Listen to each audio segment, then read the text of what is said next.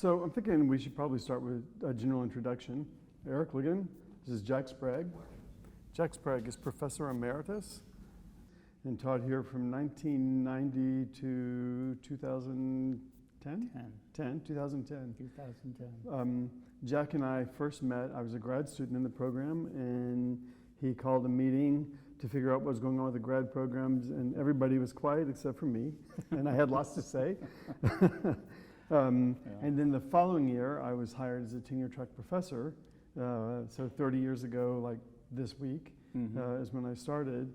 And our friendship developed and our working relationship developed over a general sort of, actually a very close alignment in what we believe design education was about.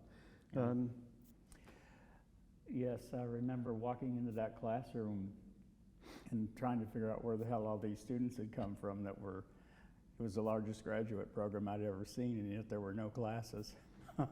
Yeah, well, your predecessor accepted every student who applied, which when I found that out didn't actually make me feel better about being accepted as a grad student. So on the fly, I ended up having to kind of create a curriculum for the graduate program in the first week before the semester started. Know what to do with all these. There must have been, what, 30 students? The room was full. It was a room like this, and it was just totally full. Yeah. So that was amazing, and that was like the seat of our pants figuring it out. Well, actually, everything we did over all the years we worked together was sort of by the seat of our pants, just figuring it out as we go. Yeah. Yeah. So,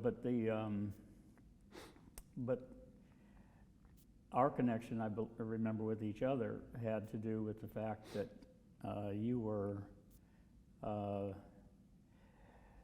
you challenged everything, and I have always appreciated that with any student. To me, that's what education is about, not to have a student just be a sponge that just sits there and soaks up everything that's said, but to be a real participant. And so you kind of led the way where the rest of them were kind of quiet, didn't know what the hell to talk about. Yeah. So we're making this video because you've created a body of work, and the intention is to sell that body of work to fund a scholarship, and you have a scholarship. Do you want to tell us about that? Yes. So when I began making the decision that I was going to leave the program in 2009 because I wanted to give everybody an opportunity to prepare for the change that would make. I'd seen so many professors hang on and stay forever, and never seemed to think about how to prepare the changes that would happen as professors come and go. And I didn't want to just announce that I was going to be leaving in May and have everybody figure out what the hell to do the next August. So I notified everybody that that was my plan about a year and a half in advance. I think I wrote all of you a letter. You did? Yeah. And then the financial crisis happened, and your financial analyst called and said, "Can you get that letter back?" And you did, and you stayed with us for another year as a result. So that was good for us. Yeah. So, but when I decided that was going to be the move that I wanted to make, I also knew that, having been the program director for as many years as I was, that one of the primary issues was that we had very few scholarships. Well, there were scholarships, but I was always frustrated because the faculty did not have say-so over how the scholarships worked. I can remember being a faculty member, and it would come time for a scholarship to be assigned to a student, and it was really kind of poorly thought through. I never felt like there was criteria for it, and yet we were developing such a rigorous program, and you and I talked about it in depth. I mean, we had intensive portfolio reviews in which we were selecting the students that were producing the best work, but there was no means of recognizing the quality of the work that the students had done. And there was no way to identify that this was a scholarship for that particular means, and everything that we attempted to do, we got pushback that there was already a process. A memorandum of understanding Yeah, that came yeah. with the scholarships. Yeah, how it worked out. And so I thought that what needed to happen was for my partner Mike and I to set up a scholarship fund that would be specifically directed towards the program, towards the portfolio review, and that the faculty had say-so over how that scholarship was distributed, because we'd never had that before. So that was the beginning. Right. Yeah. Our the fossil, we did have the fossil, which was Yes. established in the 90s, which was also related to the entry portfolio review, or the midpoint portfolio Yeah. review. And to that get was a into the graphic challenge design to get. program. And that was tough to get. And we have a couple that work like that. And in communication design, most of our scholarships are given out of cycle with the rest of the Right. college, and because they're tied to the portfolio reviews. Yeah. Yeah. So anyhow, that was the intent, and then I guess it was May of 2010, we had that big event at the Lakewood Theater, and we auctioned off, I think we auctioned off 125 pieces of my personal work, photography The and photography art. that you took Yeah. when you. And that's where we began putting together the foundation of the resources to go into the scholarship. And it's kind of 10 years later, and with this new body of work that I've done, I began thinking about doing it in 2018, and I finished 4 pieces that I was experimenting with, and I quit working on them. And I talked with you on the phone, and I said, I have all these ideas of some things that I want to do, but I don't want to make a bunch of stuff that's going to sit around and collect dust if there's not a purpose for it. Right.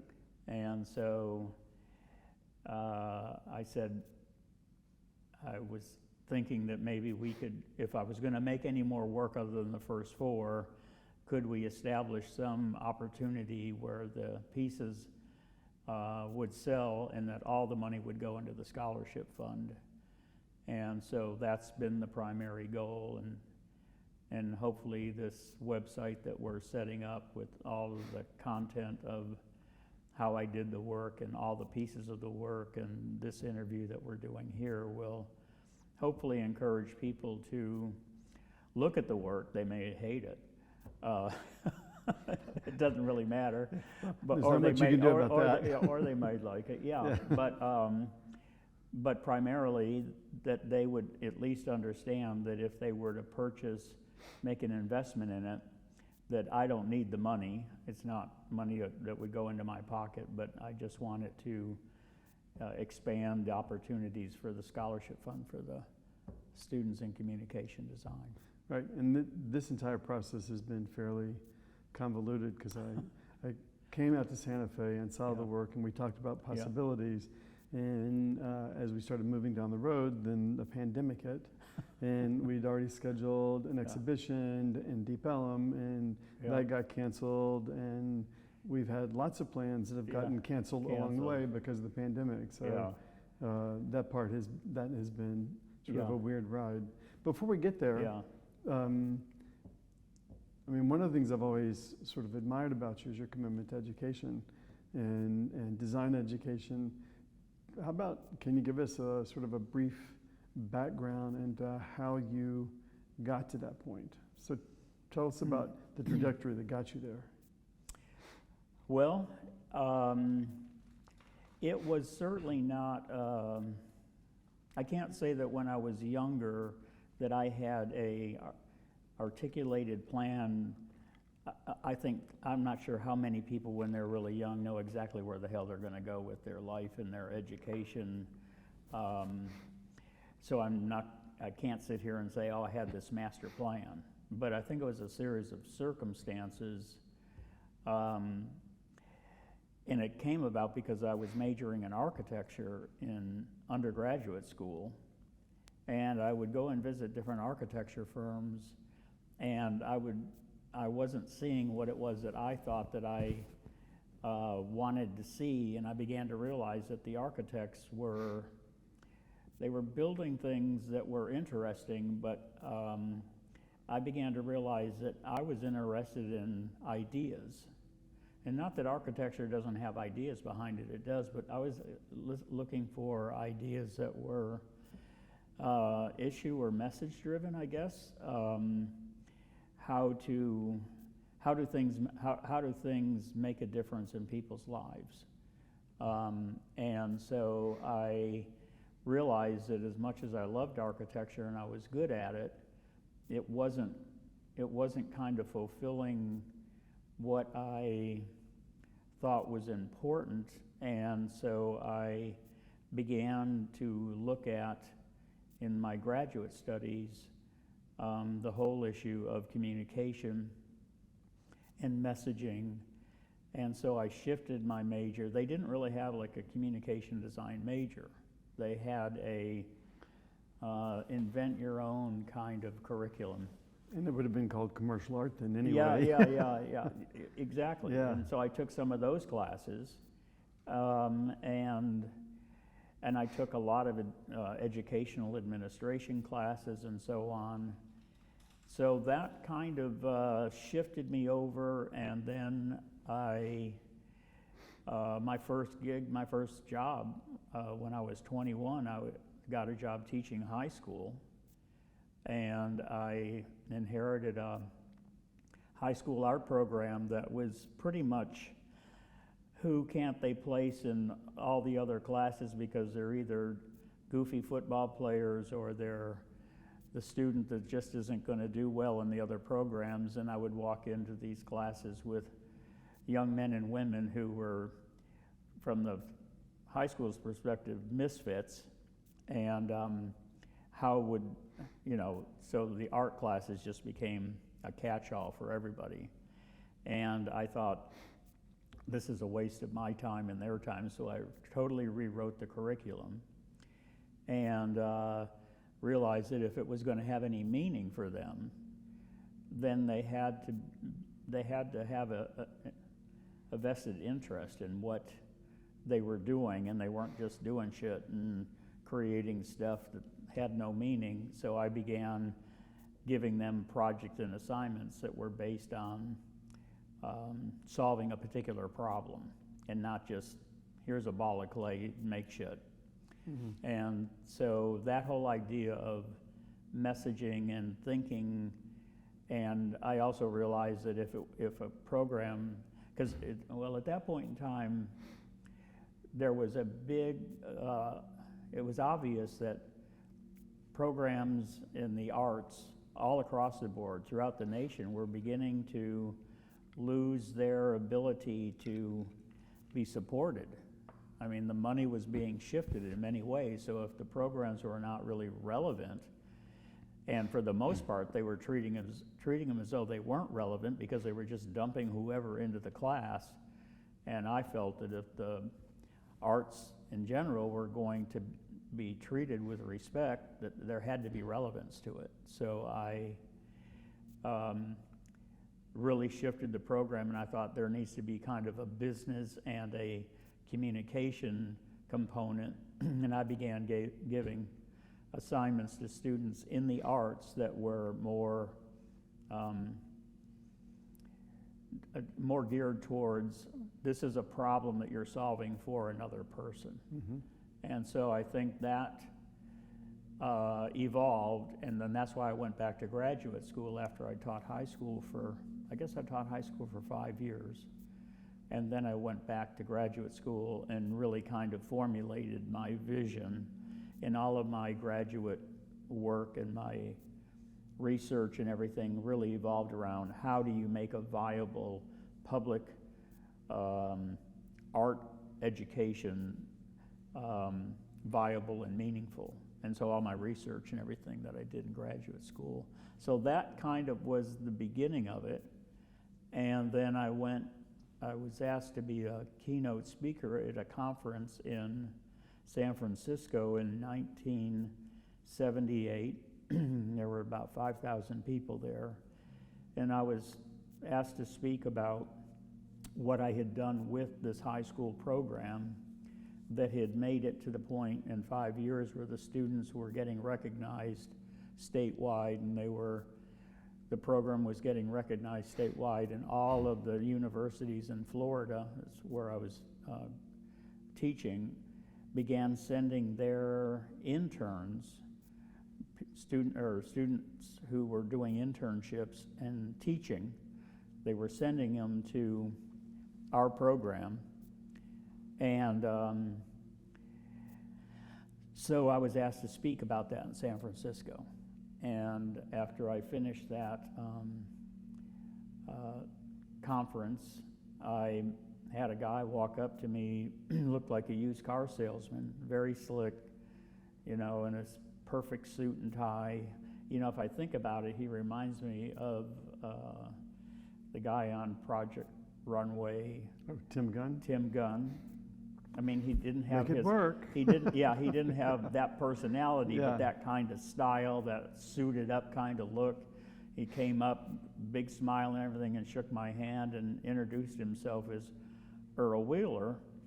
And he said that he was the owner of what was the Fashion and Art Institute of Dallas, in Dallas, and he asked if he could talk with me, and I said yes. And he said, I really am impressed with your program, and we have this school in Dallas, and he said, I'd like to give 25 scholarships to your students in your high school to come to the Art Institute of Dallas.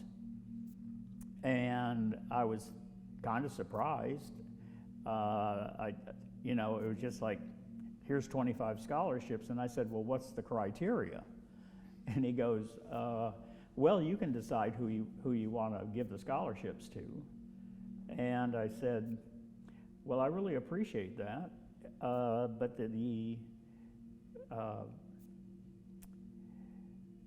what I'm concerned about is that I know that I have a significant impact on students' thinking. Most instructors and educators do.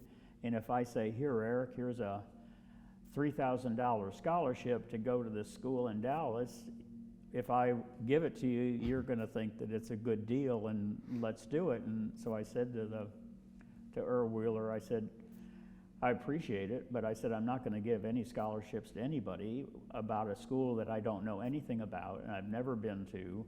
I don't know what your curriculum is. I don't know the quality. I don't know anything about your faculty. So I'm just not going to be giving out 25 scholarships to my students. That's a big decision, and I want to make a good decision if I'm going to do it. And he was kind of surprised because he said, well, everybody that I give scholarships to just takes them.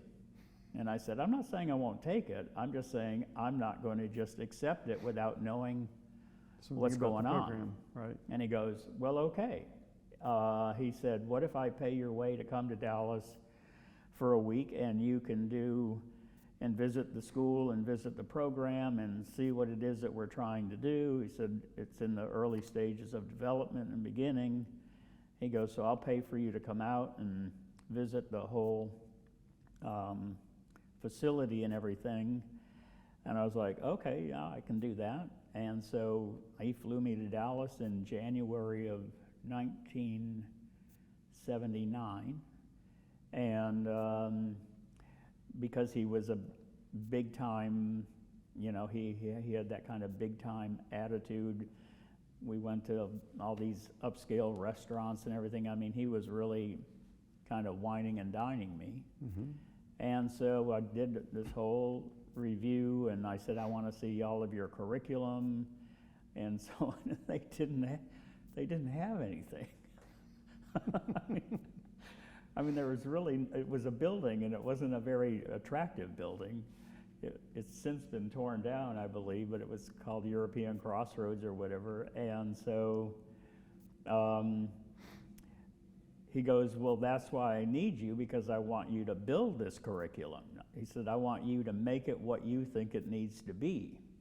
So this moved from Florida. him offering you scholarships to give away to actually hiring you. Offering me a job to be the director of the program and to make the program what I believed it needed to be, which was a big surprise. I had no idea that that was going to happen. He goes, so then if you give the scholarships, the responsibility is yours, because if the program is good, then you've made it good. Yeah. He said, because he agreed with me. He said, you know, I know that the program is not great. He said, I don't know how to do it. I just know that I want this to become a really good program. And they already had a series of programs going on at the school, but they were really, they were really not well thought out. The faculty was kind of inexperienced, and they were kind of sort of professionals, but not really. Most of them had never taught, had no idea what they were doing with teaching. And so I was 28, I guess, 28 or 29, and I thought, well, this is an opportunity that I wasn't expecting, and it was probably the best decision that I made, was to pack up and move to Dallas. And so I built the program, and I didn't give out 25 because I didn't trust myself that I could justify that and have 25 students coming from Florida, and then realize that the parents were pissed off because it was, so I brought 5. And so then that was a design. They didn't even have a good title for it, but at that time it was called graphic design, and just created an entire curriculum that I was prepared to do. So that's how the pathway led me to education. Just little bits and pieces that came together. Discover your path along the way. Yeah. You had this future that kind of happened in design, and I thought it was interesting when you were teaching high school and you felt like the classes weren't relevant, and that to make it relevant, you gave them assignments that so the students weren't making artwork for themselves, they were solving a problem for somebody else, which really means at that moment you started teaching a design program in an art class instead of a fine art program where you do it's self-expression. But I was actually doing it through fine art, and it was about self-expression to a point, but what I found, Eric, is that the students didn't know what the hell to make. I mean, you would be teaching color, or you would be teaching any of the media that would be typical of a high school art class. And they were just copying stuff, and they were, they didn't have an idea. They thought an idea was just the first thing that came out of their head, or they would just grab the media and they start painting. And I go, well, what is it that you want to paint? And they never really had an answer because they weren't prepared to answer the question. Nobody had asked them, why are you making something? And so I allowed them, what I realized I needed to do was to allow them to self-express, but to have them at least express a point of view around a theme. And I would give them themes of things to think about. And so that's kind of the core of how that came about. Well, so let's go back in time. Okay. I know that you had an interesting childhood, and maybe everybody has interesting childhoods in some way. What happened in your early life that sort of, do you think, sets you up for a life of thinking creatively in terms of design or in education? Yeah. Well, I've always found that to be an interesting. In many ways in my life, I've been kind of a spectator even of my own life because of circumstances that happened. So I've even asked myself that question.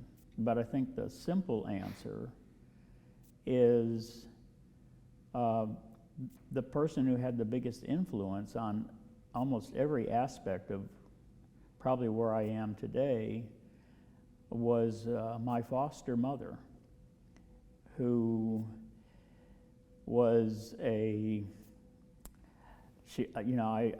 talked with people on many occasions about this. She, in my estimation, was kind of a Renaissance woman. And I'm not trying to exaggerate, but I mean, I look back on what she did and I'm like, how the hell did she do all the stuff that she did? She'd only had a high school degree. And what was amazing is that she was a 56-year-old woman, and my foster father was a 58-year-old man. They had seen an ad in a newspaper for a 9-month-old infant who was being raised in an orphanage. That was me. And they decided to take me on as a foster child, as an infant, and raise me in their home, but they were like grandparents. And, you know, if you observe grandparents, you realize how much they tend to spoil their grandchildren. But in a way, I wasn't their grandchild, but I was at the age that I would have literally been their grandchild because of the age difference. And so I was a single male child being raised by 2 foster parents. And my foster mother was a master musician. She had self-taught herself to play the marimba, the piano, the organ, the ukulele, the guitar. She had a 200-piece all-string orchestra that she conducted and would travel all over the state of New York with all of these musicians. She was the choir director in the church, and we would rehearse 3 days a week for all the choir in the church. I was raised as a young kid as a fundamentalist Christian. Our whole life evolved around the whole Christian foundation. You'd call it today evangelical. But on the other side, she was doing all these things musically, but she was also a master baker. She made wedding cakes for all of her friends. She baked and cooked, and I would sit on the stove and watch her prepare stuff, and I was just this young little kid sitting in this environment where all of this stuff was going on, and she kind of orchestrated all of it. She would make 50 fruitcakes at Christmas time in a kitchen not much bigger than this space right here, and make all these fruitcakes and everything and wrap them all up and give them away to everybody. And then she would additionally do all kinds of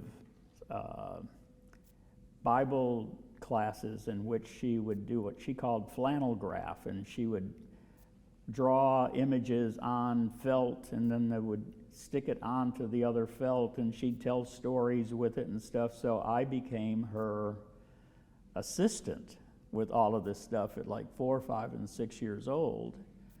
But the thing that really, I think, had a big impact on my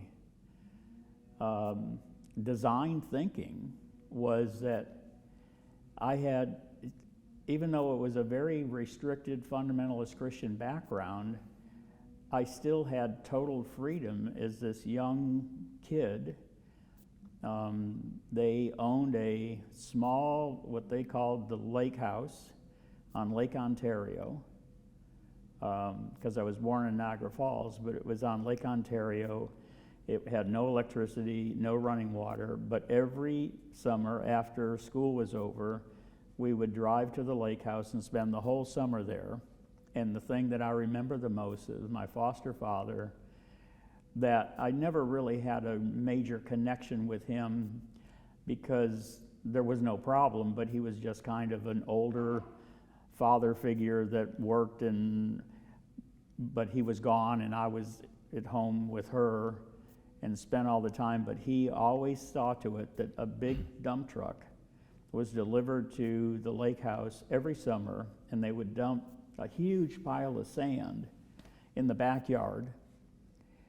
And I would just be so thrilled. That was my favorite thing, knowing that that dump truck was going to come and dump this big load of sand, and I would spend all day and even into the evening and with kerosene lamps moving all that sand around and creating cities and roads. And I would go and pick the goldenrods in the field and bring it in and plant trees and landscape it all. And so I had this complete freedom to explore creative thought without even realizing that that's what I was doing.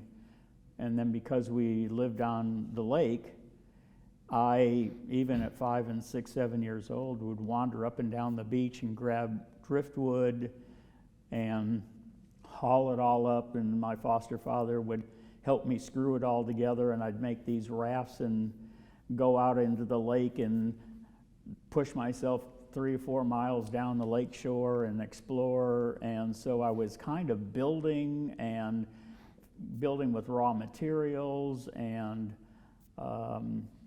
I had no restrictions. I was just able to just go and play and do what I wanted. We had no television, we had no phone, nothing to distract me from the purity of total exploration of what is in front of you. Mm-hmm. And then I would come back and help make cherry pies and, canned tomatoes and all the stuff that we would do. So my foster mother was a huge inspiration, but it wasn't like she was telling me that I should do this or that. It was just, this is what she did. Mm-hmm. Her whole life. And I was fortunate enough to be raised in that kind of an environment. And she also was a master educator, even though she didn't have any training in it, but she taught Bible classes, she taught the orchestra, she would teach them lessons. And then the last thing that really ties all this together was I was in a school system. At the time I didn't know that it was special, but looking back on it, it was pretty damn significant. But I got tested when I was 6. They gave us all like music hearing test where you would listen to things, and they determined that I had ability to understand sound and everything at a high degree. And so they gave me a violin, and I had private lessons when I was in elementary school. And then the elementary school also had like shop classes where we would do wood shop and we would do electric shop. And then when I went into middle school, we had welding shop, foundry shop, printmaking shop, wood shop, electric shop, drafting, architectural drafting. And so I was exposed to all of those medias, mm-hmm. which I took for granted. I didn't know it was a big deal, but it was significant. And so those components, what my foster mother did at home and what was going on in the schools that I was in, mm-hmm. was an amazing background, and I have yet to meet anybody that had that kind of a background as a foundation for where their adult life would take them, other than, certainly people that were there at that time. Right. Yeah. Yeah. So that played a huge part. So I was doing design thinking without even aware of it at early age of my life. So you've made your living both as a communication designer, because I know you've had a practice and you've done work as a practicing graphic designer or communication designer, and you've made your life across your whole life about education. But you also seem to have had an ongoing dedication to making artwork, to making fine artwork. The earliest work that I know you made work before this, but the first work I remember seeing is the work you made when you came back from being in Berlin when the wall came down. So can you talk to me about how those two, fine art and commercial art, inform each other? Okay.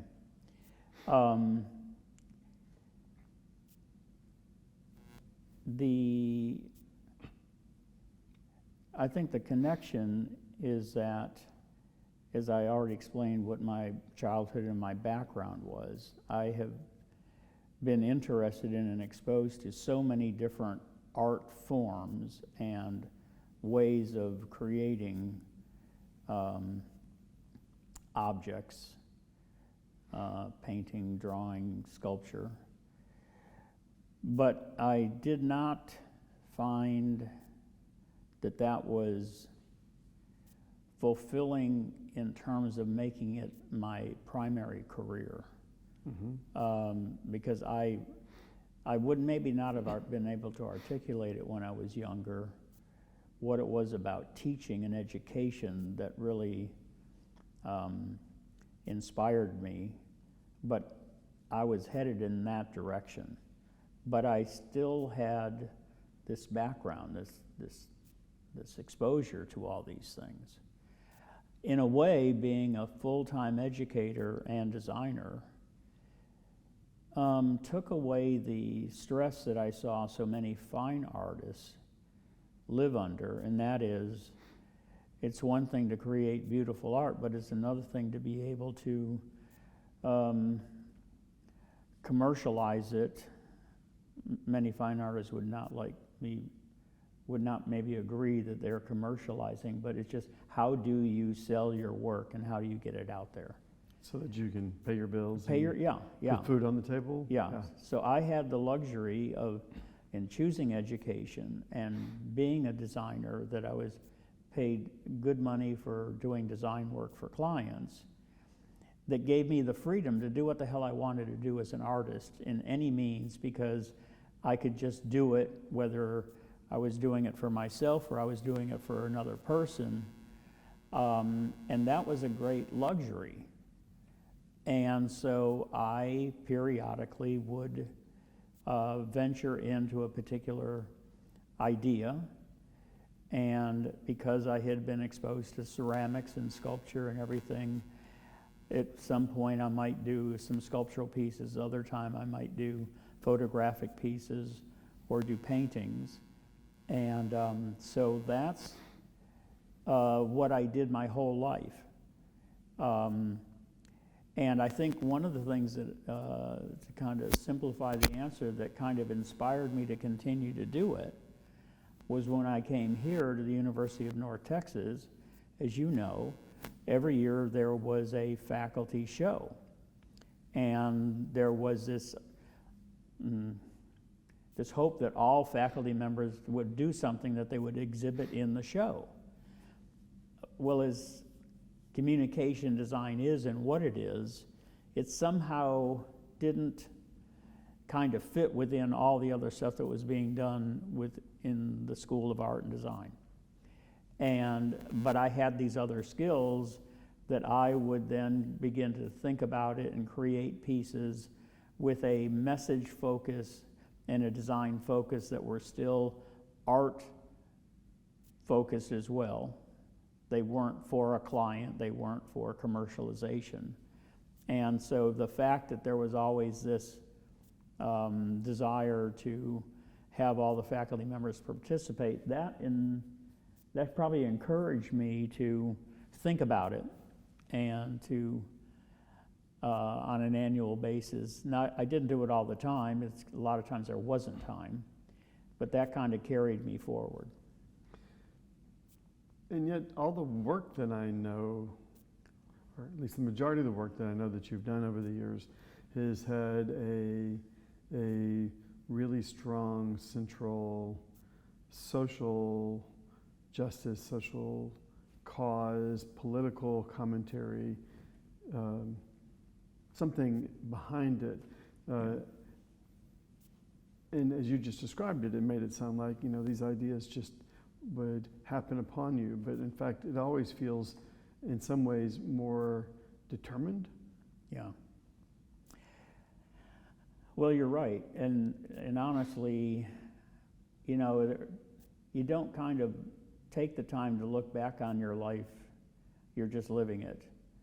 And so it wasn't until 2018 in which I really had an opportunity, I think, Eric, to kind of reflect back on, like, well, how the hell did I get here, and how did all these factors play out? And what I found, and it wasn't intentional, but it certainly was a thread, that the things that influenced my teaching, influenced my philosophical perspectives, my conversations with you and other faculty members were always around important issues. And I guess I'm just an issue-driven guy, that kind of affected my way of thinking. And when it came to artwork, I was not interested in just making another beautiful painting or a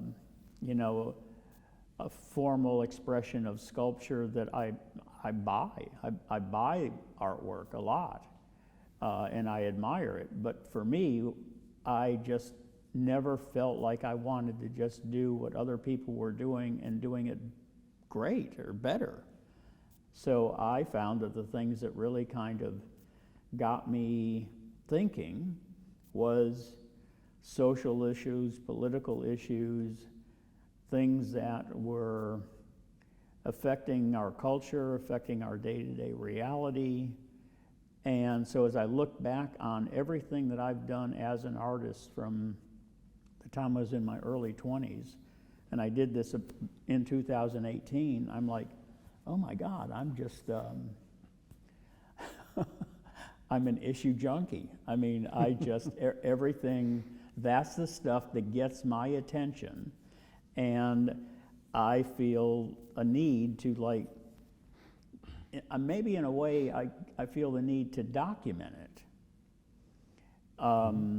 That it's a form of capturing a particular point in time with the things that I do. So the collages that I've done, the photography of the Berlin Wall coming down in '89, all of the sculpture work that I have done, I can track it all back, and it had to do with social issues, it had to do with environmental issues, political issues, and I can't tell you why, but it really has looking back on it, it's what's differentiated, I think, my work from other people. And my work always has had a really strong graphic design component, whether it was three-dimensional or two-dimensional. Right. A very graphic nature to it, and architectural. Right. All the things about my background in drafting and architecture really had a significant impact on how I think, how I make things.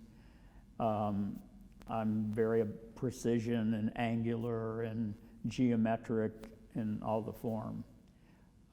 So it is the thread of my life in terms of how I teach and the work that I've created. Yeah, it's interesting. I have always recognized the graphic influence in your work, but until you mentioned it now, I had never really thought about the architectural relationship, and especially in the body of work that you've recently created. There's like 20-something pieces Yeah, of this 25 work, pieces. and it's very architectural, and some of them look like they'd be cool buildings to actually live Yeah. in. So I think that's kind of Yeah. interesting. Well, they are kind of the structural forms that have an architecture to them. In a way, I've actually humorously talked with friends that what I've been doing are three-dimensional ads. Absolutely. Yeah, Yeah. it's a form of advertising Right. in a three-dimensional capacity. Yeah. And I'm hoping in a way that the fact that they are three-dimensional and sculptural, the whole world has become so two-dimensional. I mean, it's Screen-based, so two-dimensional. additive light, exactly. God, everything's on the computer, everything's flat and dimensional, and flip through your cell phone to look at a million different pictures and all that stuff, and nobody takes any time to really contemplate what they're looking at. They're looking at it, but it's just fast and furious. But to look at a form that is multi-complex, and you may not exactly understand what it's all about, I'm hoping that it kind of slows down their observation and captures their attention, and then presents an issue that I'm not trying to dictate a point of view, but like take some time to think about these things. One of the things I think is interesting in your work is that you clearly have a lot to say in the work, right? I mean, Yeah. there's a lot of messaging about justice, about what baby boomers have done to the world and the state of the world that we're leaving. So you have a lot to say, but you also have no real desire to have any direct dialogue about it, except maybe in one-on-one. Yeah. You don't want to post them on Instagram, which is what everybody would do now, because of course that's what everybody does now, because you don't want to get into the questions that come, from people on the internet who have such, I'd call them radical. They may call your designs radical because they're on the other side, right? Yep. So that we're in this polarized world. Do you think that artists, I think designers clearly have an obligation to enter into discussion with their target audiences. The work there's a conversation that occurs there. As a fine artist, do you think that you have an obligation to have that kind of conversation? Is a one-sided conversation acceptable? That's a complicated question. That's why I asked you, and I'm not answering yeah, it. but it is important. But I also think to weigh in on what you said about communication designers do have a dialogue with their audience. I'm not so sure, Eric, that I agree totally with that, because while I, as a communication designer, may create something for a client or an institution or an organization, the message, I formulate the solution for that, but I put whatever it is, whether it's branding or it's an ad campaign or it's corporate identity, a designer creates it, but you put it out there, but the designer still is not having a conversation about the work with the audience. The work itself is being presented to the audience, and you could call it maybe a roundabout conversation, but not a direct. And I kind of think the same thing about what I do with my sculpture work and my fine art.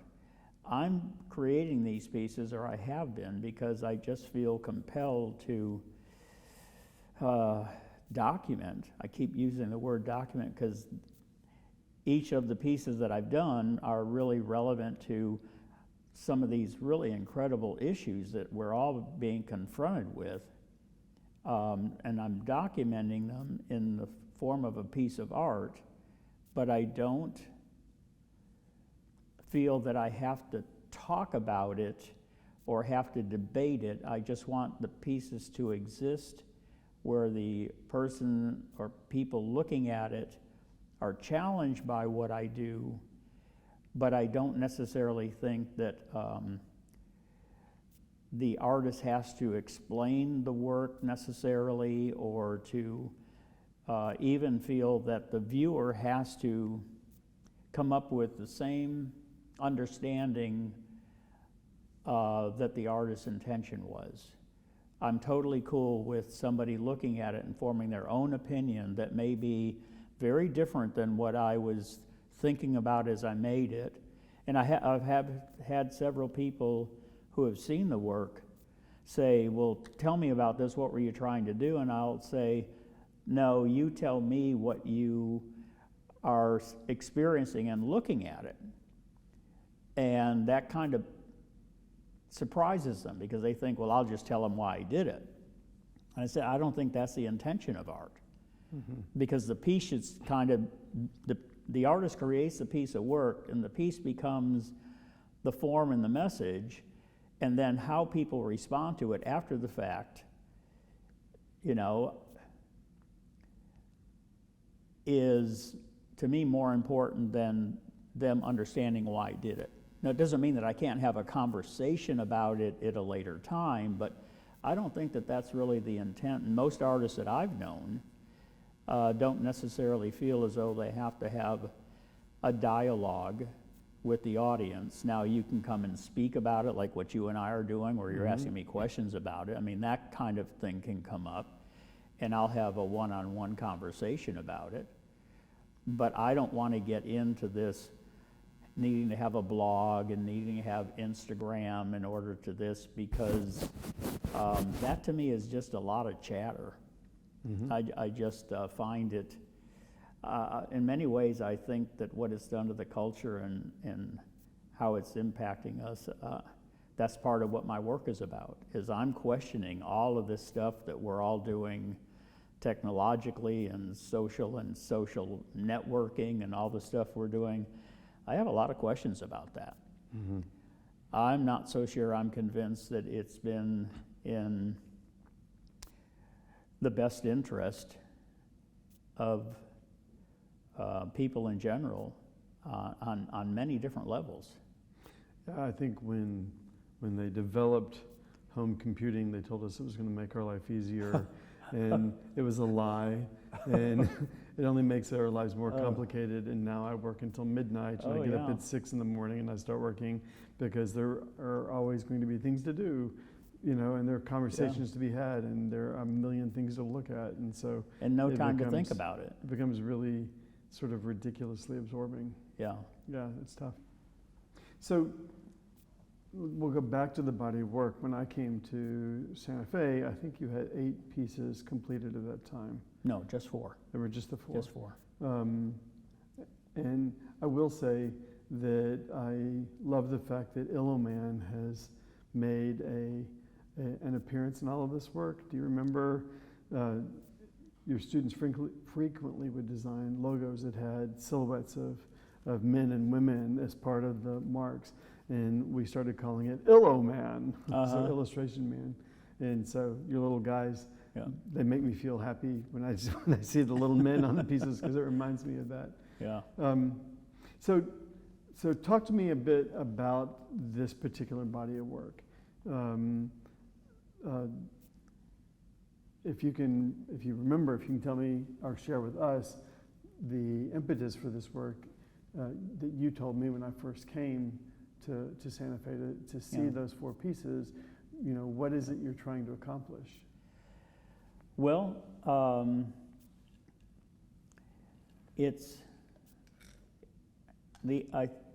think that the clear answer is it is a form of self-analysis,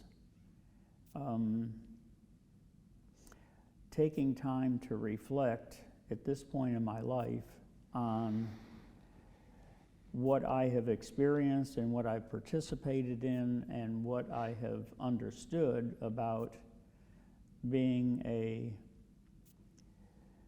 an American citizen, in this current world that we're in which that we have reached a point of such conflict and collision in terms of what does that mean, to be an American and be a patriot and to be to have a point of view or a perspective on all the issues that are confronting us. We've talked about the technological input. So much of what we tend to be doing, Eric, is we're just accepting everything that is being presented to us and embracing it almost instantaneously, without thinking, without analysis. I mean, you and I have had many conversations over the years that we've been friends and colleagues about why are we doing this and why is this happening? I find that there are so few people that are actually asking why. They're so busy doing it that they're not pausing to go, not only why, but what and how and what's the positive and the negative. And yet we're all embracing so many of these things in so many different aspects. And so, and having been a baby boomer and having been raised with the Vietnam War and having been raised through all the assassinations in the 60s and all the student, I mean, I was a college student and a graduate student during that time. And I remember fighting for, you know, all the different issues, racial issues, women's rights issues, and all these kinds of things. I mean, these were big issues and these were big battles. And as a young kid and a young man, we believed very strongly that these were important things to help to change, help to make it better for everybody, not just for a particular group of people. So I guess it was about 2015, 2016, I began to realize, like, something's going on here. And I remember getting up one day and listening to stuff that was going on in the news, and I was like, what have I missed? You know, how did we get where we are? Because I was in the belief that we were moving in a positive direction, not just for a particular group of people, but for everybody. And I have become aware that that is not where we are. And that kicked my ass. I mean, I was just like, holy shit, I just can't believe that after all these years of feeling that we were, you know, we weren't doing things perfectly, but we were moving forward. And I began to go, have I just been brainwashed by the messaging, you know, or is it my own ignorance? Is it my own, was I too naive? Was I ignorant? Had I not educated myself well enough? But in what way did I play a part in, as an American citizen, as a white male American citizen, what part did I play in where we are right now? And were you perhaps too white and too male to have recognized all Absolutely. the places where we were failing? Absolutely. But, you know, being an educator and being in a dynamic educational environment like we had here, and having all kinds of diverse students and having these kinds of conversations with each other, I had to accept the fact that, boy, we were in a bubble of thinking that allowed us to make some assumptions that when I had to stop and think about it, it was like I was wrong. And that really pissed me off, because it was like, this is where I am, and I'm looking at going, I just see it kind of beginning to dissipate. And so the inspiration for the work was self-analysis. How the hell did I participate in, or not? Maybe I didn't participate enough. Maybe I didn't, even though I've been driven by issues, maybe I wasn't driven enough, and I felt like I wanted to, and ideas just began rushing through my head. I mean, everything that came up, I mean, I had these visions of things that I could do with that. And being a designer and graphically and typographically in messages, I thought, well, you know, at this point in my life, I can't go out necessarily in March, and maybe that won't accomplish what I want, so what can I do? And that was to use my lifetime of experience in the arts and in design, and how can I bring it together in a group of forms that kind of expressed my frustration and really what I want these pieces, or I've tried to do with these pieces, was to raise all these issues and basically challenge everybody to think about what's happening, because I saw it and why I titled the work what I did is I saw it that most Americans seem to be indifferent. Mm-hmm. They're just Right. indifferent. They think that they're really involved. They think that they're, you know, that Christians are really involved, that organizations are really involved, and corporations are really involved. But I think it's a lot of just indifferent, and it's also kind of propaganda that, oh, we're doing all these wonderful things, and I began to question all of that. But for the most part, as you watch things that have been going on, and it's been going on for a long time, but this forced me to kind of really stop and look at it, is that everybody's so busy with so much stuff that I don't know whether it's really important and what they're being busy with, like taking pictures of their food. How is that important? Mm-hmm. But I see it I saw it happen yesterday. Mm-hmm. All these things that we're occupying our time with, so there's a general indifference, and everybody wants to do things quick and don't have time to do this because they're so fragmented. And so I wanted to create like an allegorical, which deals with, you know, the moral issues and the cultural issues and the stories and the narratives of our time, the zeitgeist of our time right now. Mm-hmm. And each of the pieces of work is an allegory within the broader allegory of all of them. So I kind of, as I looked at all these things that were going on in terms of the issues of sexual identity, with the issues of immigration, with the issues of the church, churches kind of ignoring what I, having been raised as a fundamentalist Christian, and yet I saw very little expression of or discussion about all these things that are going on from a Christian perspective.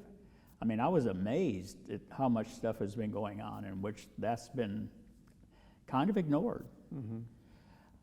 What Christians are allowing and accepting, and I could just go on of the number of things that my mind was like racing with all these things, and I would wake up and I'd have all these ideas. In the middle of the night, I would wake up with this idea, and I had a tablet right next to my bed,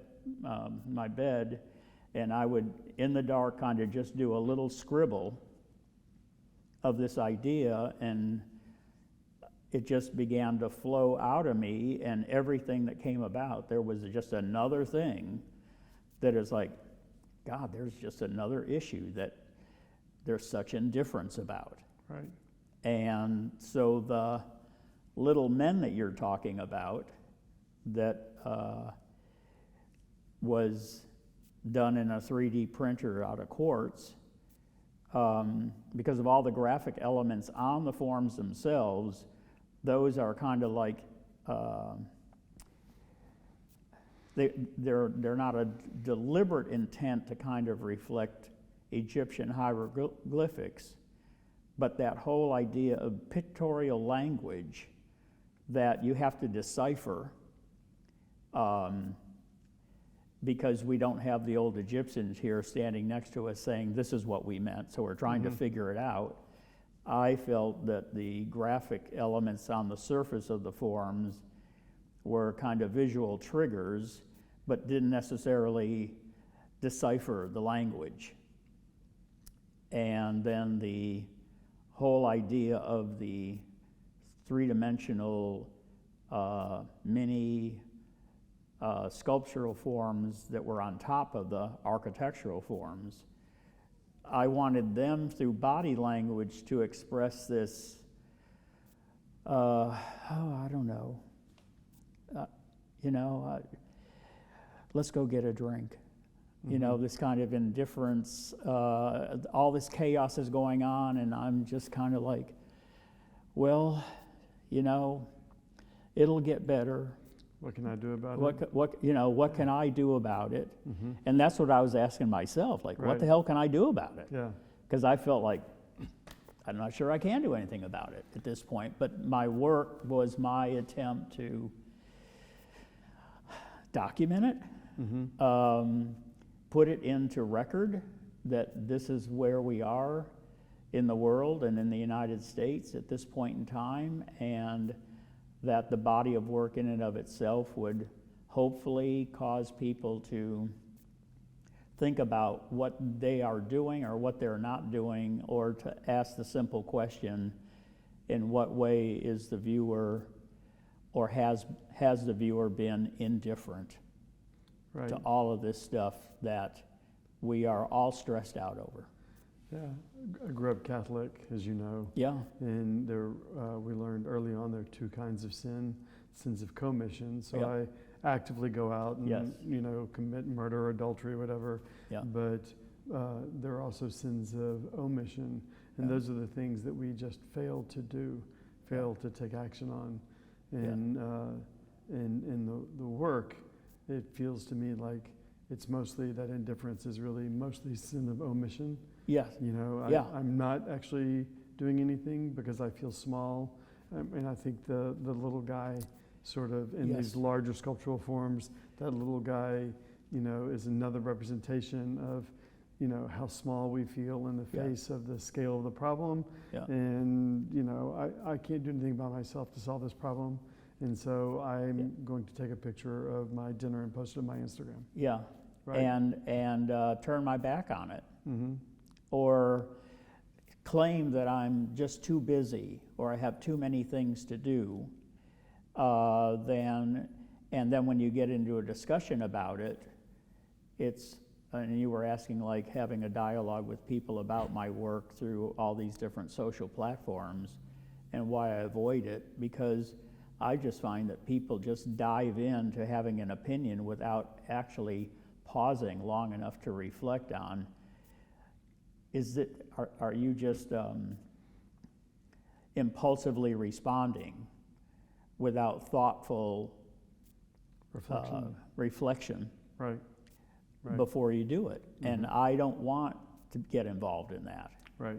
I don't want to get into an argument about it. What I want to do is to hope that what you and I are doing right now, that possibility, and who knows, the work may not have any impact on anybody to the point where it might cause two people to sit down and have this kind of a conversation. Right. But that's what my goal was, and so whether or not we accomplish that remains to be seen. Right. And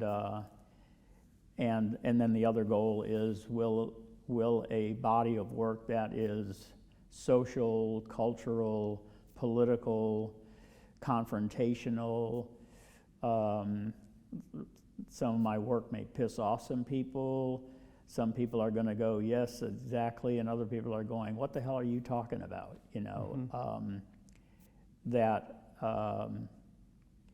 Will it result in it for the people that see it? Will people respond to it, and then will they turn around and want to buy a piece of work like this that would contribute all the money to a scholarship fund? there's a whole lot of uncertainty about whether or not the big vision Yeah. succeeds or not. Well, Yeah. and that's always the case Yeah. in the world of making art, Yeah, right? You can't Yeah. control how other people perceive things and what they may or may not do. yeah, But the ultimate goal is if the work sells, people buy it, is then all the proceeds from that will be added to the body of the scholarship already exists. Yes. So it's the Jack Sprague and Mike Estes Scholarship for Excellence in Communication Design. I think Yes. that's the name of it. yes, And out of that, we'll be able to support the education of more students than we currently exactly. do in perpetuity. As long as the Yeah. program's around, then we'll be able to help support that. And Yeah. I think that is that in and of itself is an incredible Yeah. gift. I can remember, in wrapping this up here, how, I don't know whether or not we actually talked about it. You and I might have, but I can't recall anything specific. But I know that when we finally had opportunities to have funds to be able to give to those students that we know had worked their ass off and were really like smart and really enthusiastic and tenacious about what they wanted to accomplish, how fun it was to know that we were going to be able to select 2 or 3 people out of a group that kind of showed that kind of extra level, and that we could go, here's some money to support your future. Right. It's not a grand amount of money, but just the fact that there is something that acknowledges what they've done, and that to me has always been important. I've found the greatest joy of being an educator is that I hopefully have been able to help other people become more successful than me. Right. You would be a good example of that. Mike would be a good example of that. There's any number of students that I've worked with that I can honestly say they've exceeded anything I've ever done, and that's been great. I mean, that to me couldn't be a better reason for being an educator. I'm totally cool with people doing better than me, and I always have been. Yeah, it is one of the most exciting things that we do. Yeah, I could sit down right now and start naming lists of students who amaze me in terms of the careers they've made and what they've done. yes, And surpassed all of our expectations and surpass our own. right, Yeah, but to be able to think that, to sit back, as I know you do, and say, I had some part to play in setting the stage for that is a really remarkable legacy. yeah, So on behalf of the current communication design program, thank you for your work in helping guide and set the direction for the program as it exists. yeah. And thank you for the scholarship that you've already given, and hopefully this work will sell and you'll Yeah, be able to add to that and we can support more students. Yeah, well, I'm happy to do this, and it's been a very unique opportunity in my life to have the time to focus on such a project. I've never done anything quite like this, and to be able to do it with a purpose beyond just money coming into me personally is important. Yep. So that's why I've done it, and I'm happy that we were able to talk about it today. Me too. Yeah. Thank you.